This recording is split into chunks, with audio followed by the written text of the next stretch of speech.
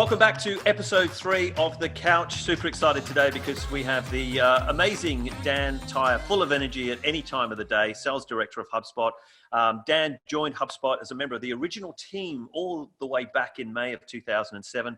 He's also famous for pioneering the concept of the alignment between sales and marketing, as we all know today, called SMarketing. Welcome along on your couch to my couch, Dan Tyre. Thank you very much, Tony. I'm a huge fan. I should bring you on the road. The way you read my bio, man, just awesome. And I'm all in to help you and customers, right, understand the new normal. Fantastic. So Dan, it's lovely to have you on there, and I love, always appreciate your energy, and and I think the folks here in Australia, those that know you, those that don't would surprise me because everybody knows of you in some shape or form, which is great. So I wanted to maybe kick off. We're going through this COVID thing at the moment. So how have you found, Dan, just in your experience? Obviously, we want to focus this particular episode on kind of sales, how we can keep selling, how we can keep front of mind with our customers. But how have you found some of the businesses that you've been working with have approached successfully the changes that COVID-19's brought about? Yeah, it's a great question, and it is definitely different, right? I think the folks who practice inbound have a huge advantage because we were just talking about, you've been involved in the inbound ecosystem for how long? How long have you been an inbound person? 6 years, I think. I know. Before we had an office in Sydney, right, you were practicing inbound in Australia, right? And so it's always second nature for you to lead with treating people like human beings. It's always second nature for you to help first, right, and then talk about business. And what the world is discovering is that's a better way to do it, right? When we're all at home, right, when we're all going through some level of difficulty now, right, you have to treat everybody like a human being. You always have to ask, number one, how are you doing, right? And really listen to the answer. And then, are you safe or are you healthy, right? And what we find is different industries and different companies are in different situations. So the protocol that I've been using is I will cycle in. The good news is, you'll laugh at this, 40% of people are picking up the phone now. Right? It's extraordinary, right? In a typical business setting, between 4 and 17% of people pick up their phone. 80% don't pick up their voicemail or their phone, right? And over the last 2 months, that is skyrocketed, right? Quadrupled, right? And now, you're quarantined with your wife or 2 kids, you'll talk to the tax service, right? You'll talk to anybody. You'll talk to somebody who's a wrong number. You're like, please just talk to me. I just want to talk to somebody that's not in quarantine with me. And so there's a lot more conversation going on. And we always ask, how are you doing? Number one, are you safe? Are you healthy? Right? Because that's a very human approach. Then, right, sometimes we'll say to business, we're like, I'm talking to business people. Are you would you be interested in talking a little bit about the state of your industry or state of your business? And usually they're going to say, yeah, that's fine. And I'll ask them, are you in survival mode? Are you in adapt mode? Are you in growth mode? And it's very, very interesting. There's certain businesses that are in just a survival mode. If you run a restaurant, if you're on a cruise ship, you own a casino, if you're in the gig economy, you are just worrying about how you keep your business alive. And there's still ways you can help people. You can still send them free education. You can give them a website grader. You can give them a review. You can help them out. There's still things you can do, but it's not likely that they're going to be a potentially great client. You can still help. And the people who start relationships in spring of 2020, people remember that forever. Then there's a subset of people who are like, no, we're in adapt mode. Right? And sometimes if you're professional services, or I've given 8 webinars on how to transition your face-to-face sales team into a remote sales team. And Tony, you and I have been tech workers for decades, right? We've been on Zoom since they invented Zoom. It's easy for us, but lots of people are like, I don't know if my sales team is going to get this, right? I don't know if they'll be able to connect with their customers. And they don't really understand the pitfalls. So those adapt kind of businesses are awesome, right? And there's lots of value that you can do. You need a CRM that you can work from anywhere. You need to be able to connect with your customers. You need to be able to use SMS text. You need to make sure that you understand what they need. That adopt mode is very important. And then there's another subset of businesses that are in huge growth mode. If you're doing e-commerce, if you're doing online learning, if you're doing health supplements, if you're doing healthcare, if you're doing delivery services, logistics, supply chain, those companies are exploding, right? And they are like, no, no, no, I never anticipated this. They also, I was talking to a few of those today, they're like guilty. They're feeling guilty, like the world is like different and our business is doing great. And I'm like, that is tremendous. How are we going to take advantage of it? So when you let people self-assess where they're like, what segment they're in, now all of a sudden it's not pushy at all. Now all of a sudden, if they're in survival mode, you're like, got it.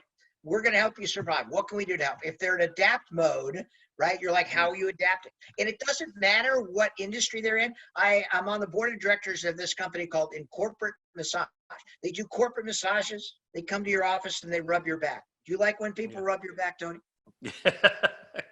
Lovely. Rather than stabbing you in the back, I think rubbing. I know. Some people don't like to be touched, but they come in with these purple chairs and they rub your back, and they're not doing a lot of back rubbing anywhere in the world right now. So they pivoted over to stress management, right? And now they'll do virtual sessions with a life coach, virtual sessions with yoga, and they get like 20 people from the company, and you haven't seen the person that you worked in the same row with for like 4 weeks, and they have this nice little breakout point, and they've completely pivoted.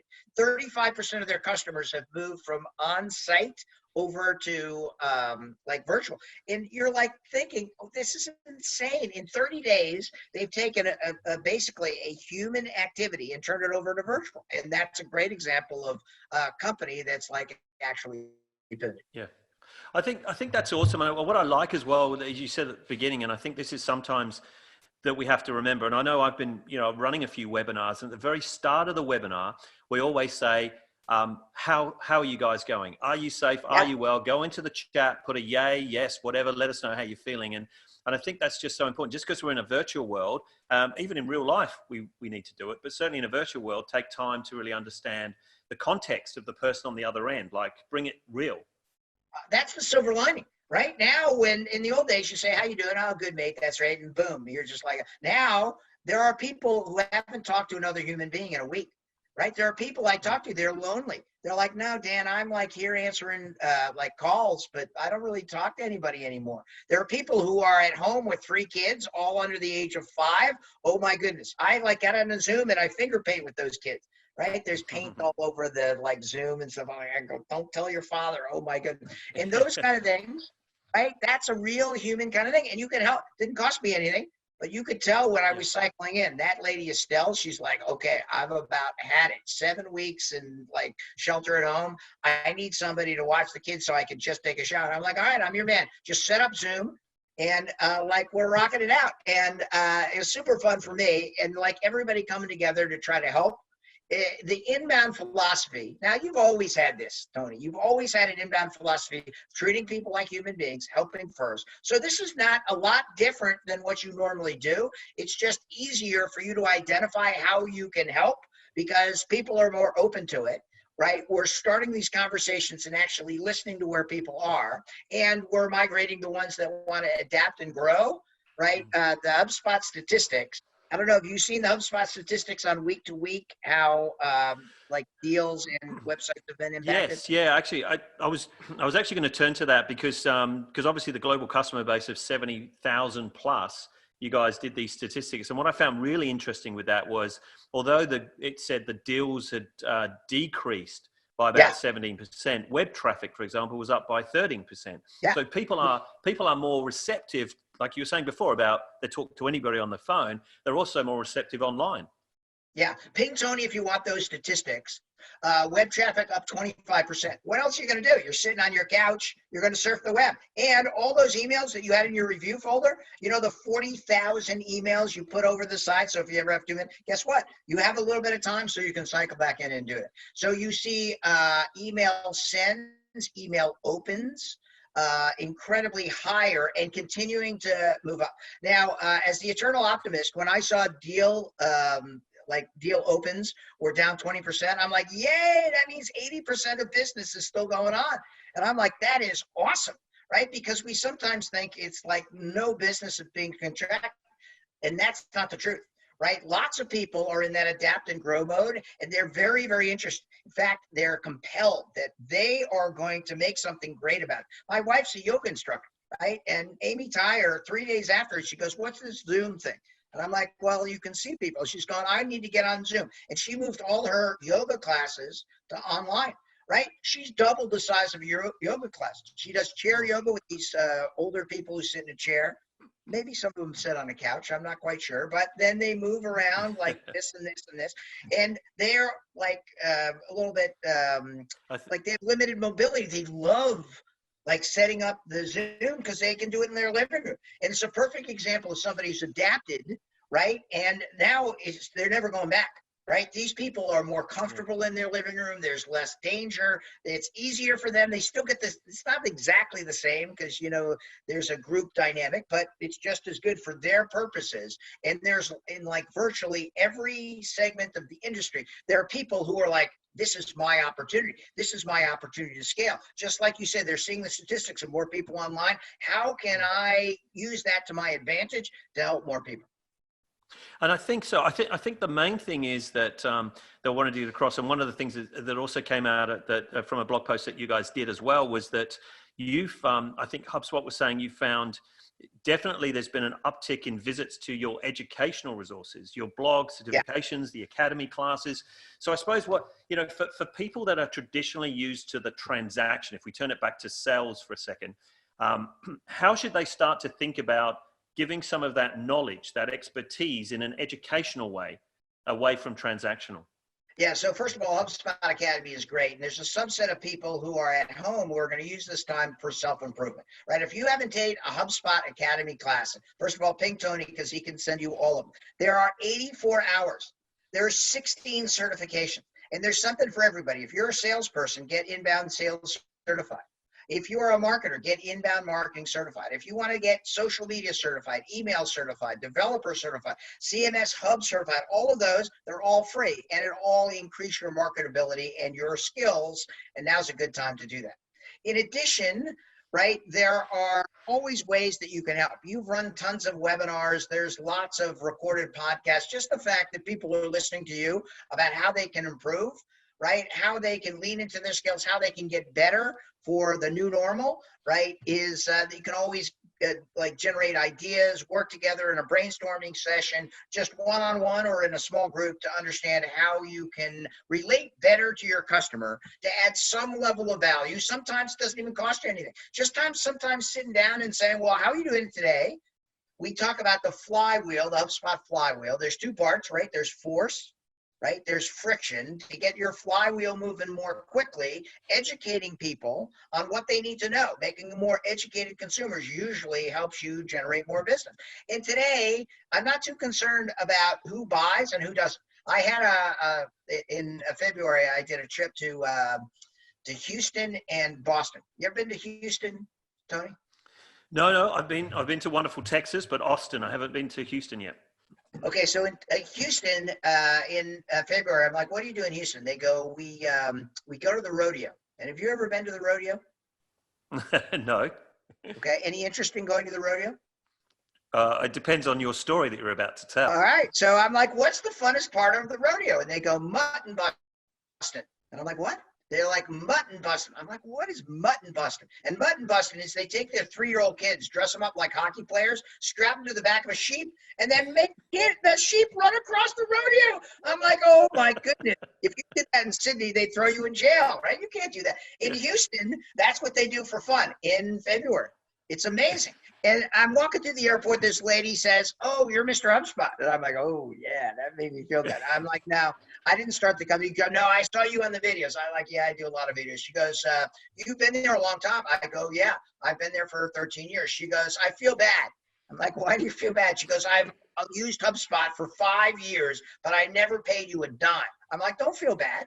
And she's like, but I've never given you any money. I'm like, have you ever recommended HubSpot? She's like, 1,000,000 times. I go, have you ever suggested that somebody else use our technology? She goes, 1,000,000 times. Have you ever like bought a t-shirt from HubSpot HubShop? And she goes like, yeah, I got more t-shirts than you do. I'm like, lady, we're even, right? Because that's part of the new normal, right? And if that lady never buys a free product, I don't care. right? Number one, I feel good that we're helping her out. Number two, when she's ready to go, when she needs a little more functionality, she'll get it, right? She'll upgrade, and then she'll feel great that she's sending us $50. And it's quite possible she needs the $50 now, today, more than we need it, right? So we're happy to provide the free software to anyone. At a certain point, if your software is good enough and it has the right segmentation, right? People are going to say, I need a little bit more functionality. They're going to ping the sales team or get a product qualified lead. And they're going to say, you know, if I had a few more contacts, or if I had this workflow, or if I had sequences, or I could be a little bit more efficient. But the free stuff is going to be great for a lot of people. And you buy mind share, right? You're adding value, right? And if they're in the right fit, then they're going to upgrade when they're damn good ready. And that's the way the world works in 2020.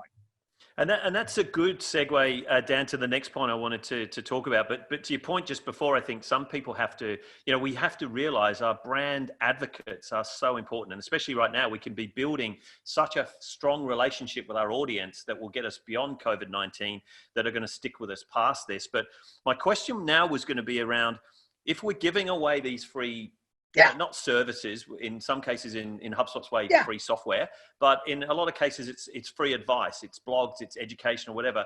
How do you suggest people go from free to fee to be able to start charging something without sounding too salesy?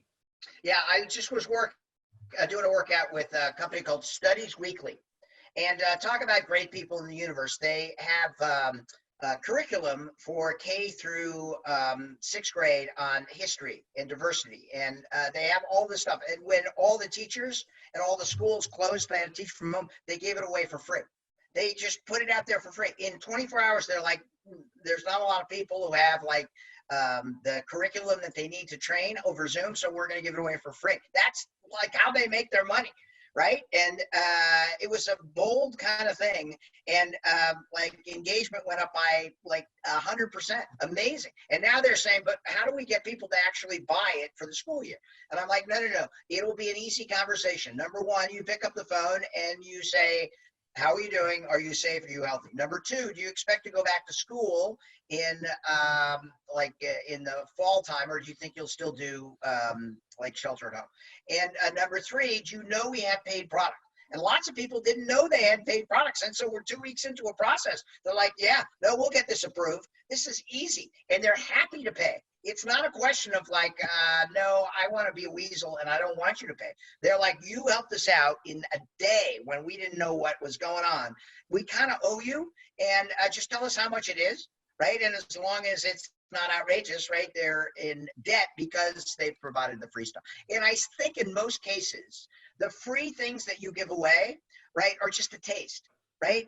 From my experience, you can use HubSpot free, but if you really want to get the right return on investment, none of your customers, like businesses, B2B businesses, are going to use HubSpot free, right? Because they need to get the results quick. And to do that, you need a paid product. So when you sit down with somebody and say, you know, you're using that free stuff, and they go, oh yeah. And you're like, would you like to get a little faster results? They're like, sure. And you're like, well, if you got like 10 new customers, that would generate, I don't know, $500,000 worth of revenue. Is that worthwhile moving to a paid product? They're like, yeah, that's worthwhile. How do I do that? And they don't even know. So the conversation isn't so much being pushy. The conversation is like, based on our experience, I think people that fall into your segmentation would be better off not going with the free stuff, not even going with the starter stuff, but be going with the professional, because people in professional want the results and are willing to pay a little bit more money to get those results, as opposed to just using the free where you got a lot of time, you got to like hack around it. And it actually becomes a very like helpful and supportive conversation. Yeah. That's a very good point. And I like the, I like the part that you're saying there as well, because I think naturally most people, live in the world where, you know, if you do something for me, I want to do something for you, like you were saying. Yeah. So if you've helped me out, like for example, if you and I go to the bar and I buy you a beer and then I go, see you, Dan, I've got to run, I've got somewhere to go. There's this kind of like unfinished business about next time I see each other, I've got to buy the next round. So that is human nature. That's what you built your reputation on. You've been helping people forever. You were an inbounder before we invented the term inbound, right? And you just like helping people. And I don't know why you do it, but that's your brand, right? And so the reason I'm here at like late at night is to help you out, is because I know you help everybody else out. And that is the way you scale. I got a famous blog article called Always Be Closing is Dead, How to Always Be Helping. Because in 2014, I took a territory job for HubSpot running Arizona.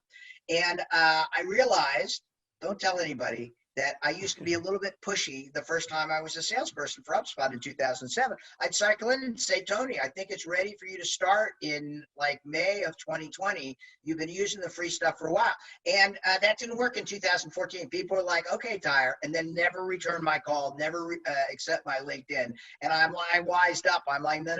All I'm going to do is help. And some people were skeptical. They're like, why are you helping me, Tyre? Why have you given me like 14 sessions and you haven't asked me to buy anything? I'm like, that's just the way we do it. They're like, this is like overkill though. Like you've given me, I go, you asked for help. I'm going to give it to you. Sooner or later, you're going to need a paid product. And hopefully you'll think it, they're like, no, we'll have to buy that because like you've given us so much help. And I'm like, that's the way we do it. That's the inbound sales process. That's the philosophy. That's what we started in 2007. And now the world is catching up. Yeah, it's such a shame, isn't it? That, that when you're generally trying to help people, they're almost sitting in a way of, what's the catch? Like, where's the sale going to come in? When are you going to charge me for this? I know. They'll catch on. And believe me, I'm just like, no, this is the way we do it. And they're like, you're going to give me all this help? I'm like, I can't give you all the help because they're going to naturally gravitate to the people who like are paying for a paid product. But I'm going to give you as much as help as I can. I'm going to put you with other folks. I'm going to do it in a group fashion. If you want one-on-one, and if you want to like grow better, grow quicker, grow faster, that's the customers that buy the paid product. And by definition, because they have a little bit more power, they have a little bit more professional service, a little bit more guidance, they're typically performing a little bit better. And guess what? It's 2020, so you get to decide. So Dan, let's just move on to businesses that maybe, and there's a lot of them out there that have been completely shocked. And by the whole uncertain times that COVID kind of hit everybody around the world, that have perhaps completely shut down, reversed, not done anything. As we look towards, as I like to call it, beyond COVID, as we start to, no crisis lasts forever, as we start to come out of COVID, what do you think, would be the tips for businesses that really need to start thinking about beyond COVID? How do I reboot? Like if I've been in the background now, how should I kick off? How should I reboot? So great. So first of all, don't wait because like people are adapting now. There are people like my wife who are like, no, this is the greatest thing ever happened to me. I'm not getting in a car and drive around to yoga studios anymore. I'm going to do it from my own home. I'm going to get twice as many people. I'm going to make as much money or more, and I have less hassle, right? So number one, be a realist and size up how you think this is going to impact your business. For all of our portfolio companies, I'm an angel investor. I advise 35 companies. I'm on 5 boards of directors. When this hit, the first thing we did is made everybody form a contingency plan. What happens if you lose 25% of your business? What happens if you lose 50? What happens if you lose 75? And then some people, like in corporate massage, lost 99% of their business. But they had a plan. They knew what they needed to do. They needed to understand who they furloughed, how they got their bank loans, where they got all that information. And it was critical for them to have their plan. Then they decided that they're going to adapt. They pivoted. They pivoted 30 days ago, right? And now they're way out in front, right? So don't wait until it's over because there's no reason to. Right now you plan, and whether we go back to like the new normal sometime in May, sometime in June, wherever, right? You got to be positioned now to understand that, first of all, it's not going to be the same. All those people at direct sales teams that went belly to belly every week, they're not going to do that anymore. All the people who had extra space that went to an office. Oh, this is a great story. I'm talking to a lawyer, right? A 26-year-old lawyer, she's been a lawyer for 3 years, and she was required to put on a suit and go to the office every single day. And she said the way we got promoted is like you would work long hours and people would see you there long hours. It's very like visual work habits. She goes, it was a little crazy, but that's the way it worked. She goes, until like the new normal, now we all work from home, right? She goes, billings are up 19%. She said, you know what's going to happen? No one's going to go to the office. The only thing that could keep us from going back to the office, putting on a suit every day, is a 19% increase in billings. She goes, the partners aren't stupid. They're going to say, do whatever you want, work from home because you can make more money. So there's going to be lots of that level of impact. There's going to be lots of people who are going to realize that it's not going to be the same. There's going to be a lot of industries that are going to have to modify, and we have to like take educated guesses of how that's going to work, what that means, how you are going to set up systems and processes and do a like assessment to understand how it works today, how it's going to work in the future, how you can get that maximum productivity and still keep people like engaged and not burning out. Yeah, certainly there's going to be some changes, I think, when we get back to, as you call it, the new normal, whatever that's going to look like. I wanted to just cover off, I mean, you coined that term SMarketing in the intro I was mentioning before. You know, surely there's no much better time than right now for sales and marketing teams to align. Like, we're all in this together.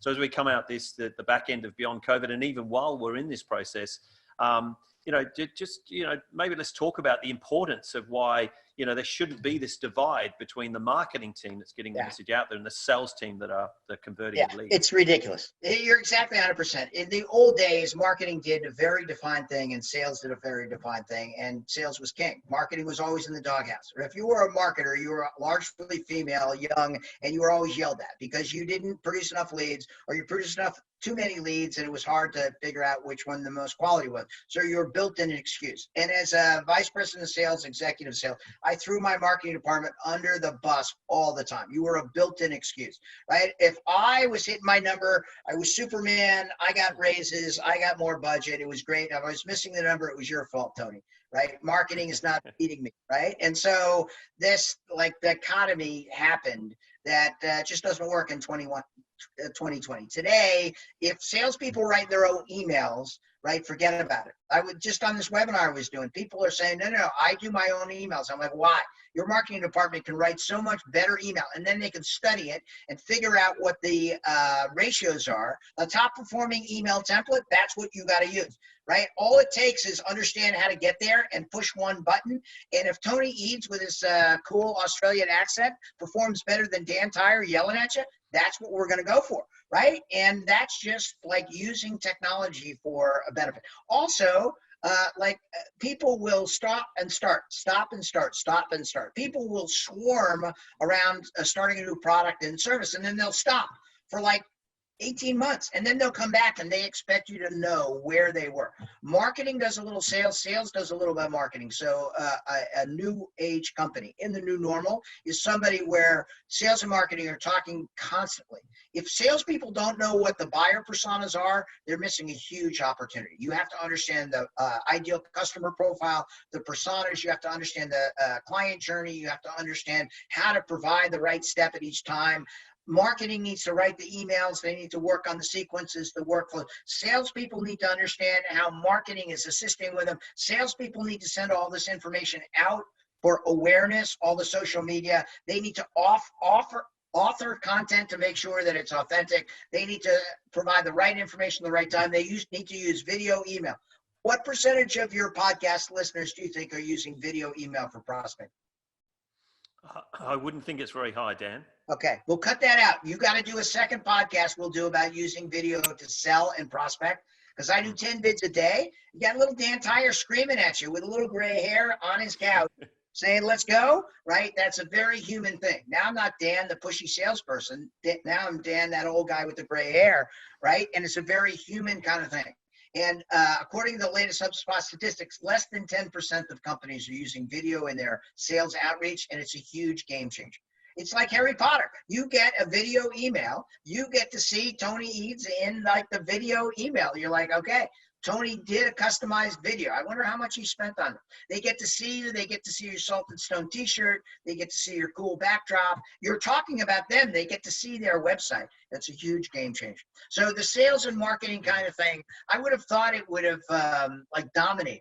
I would have thought everybody I talked to would have broken down those old silos, and it's the exact opposite. People are still holding on. It's just the new generation. People who are growing up where they get inbound as an essential competitive advantage that they're really leaning into, not having that those old like false segmentations.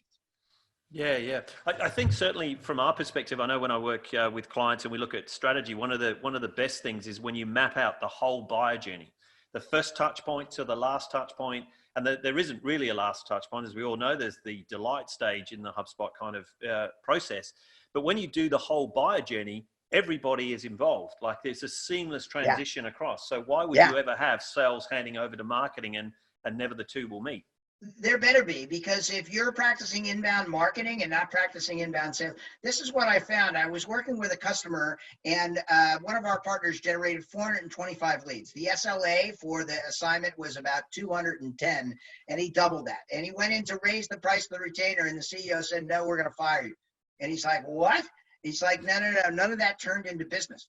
And I'm like, that is impossible. And when we looked at it, the salespeople were calling once, or sending an email, not even calling. And I'm like, you're kidding me, right? You can't call somebody once and expect that they're going to have a response. You have to call 4 times over 12 days, use video emails, send 4 emails, right? And if it's an MQL or SQL, sometimes you're going to ratchet it up from there, right? All the statistics say that if you send Dan Tyre an email, I'm going to ignore it. If you send me 2 emails, I'm going to feel a little bit guilty, but I'm going to annoy it. You send me 3 emails, and then I'm like, that guy, Tony, you send me 4 emails, then I'm sitting on your couch. That's just the way it works. That's not me being unprofessional. That's the world we live in, right? And so if sales is not practicing that, and then if somebody calls me up and doesn't do their research, I had a guy call me up and say, "So tell me about you." And I'm like, "Really? You didn't do a 5-second Google search on Dan Tyre? That is bad sales form." And he's like, I'm like, "Okay, I'm hanging up. You do some research. And if you earn the right, you can get another shot. But let this be a lesson to you, right? This is the way we did it in 1980, but it's like 50 years beyond. You need to know who Tony Eades is. You need to know that he runs a podcast. You need to say, 'Tony, I saw that podcast with that crazy guy, Tyre from the United States. That was awesome.'" And then, right, we can have a conversation. Yeah, that's so true.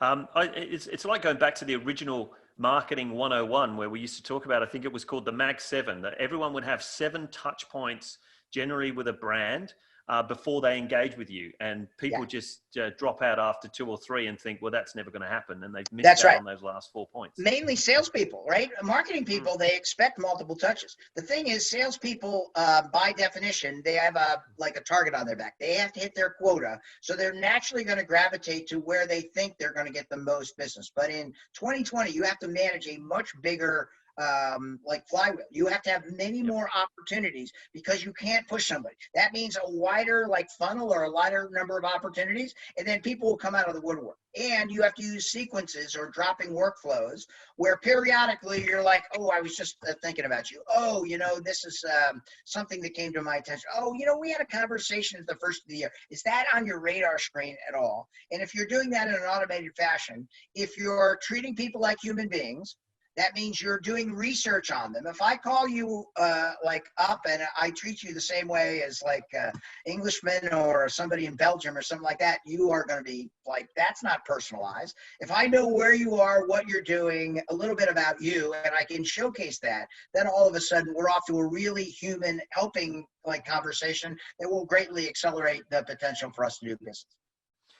So Dan, let's kind of wrap up with technology, because you and I could talk all night, and I know you'll probably fall asleep on that lovely couch you're sitting on at one point, even with all the energy you have. But let's finish off with technology.